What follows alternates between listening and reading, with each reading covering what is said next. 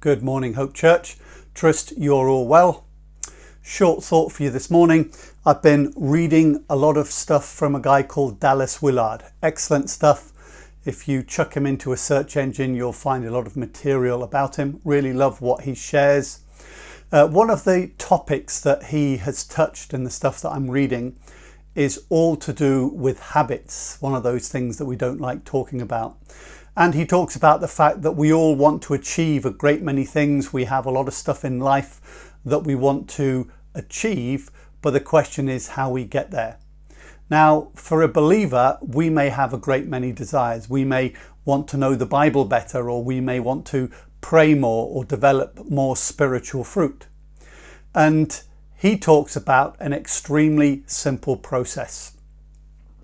And the process is that we find the practice that we need to do to achieve that goal, and we do it. Couldn't be simpler than that. It does require some thinking, because we need to think not about just what we want to achieve, but about the practices that are needed to help us to achieve that. Sadly, many believers just simply think they have to believe hard enough and they will achieve those spiritual goals that they have. But this doesn't work. And we kind of know that in practice and in experience that doesn't achieve the goals that we're looking for. We actually have to do something about these goals that we have. And that something is usually some kind of practice.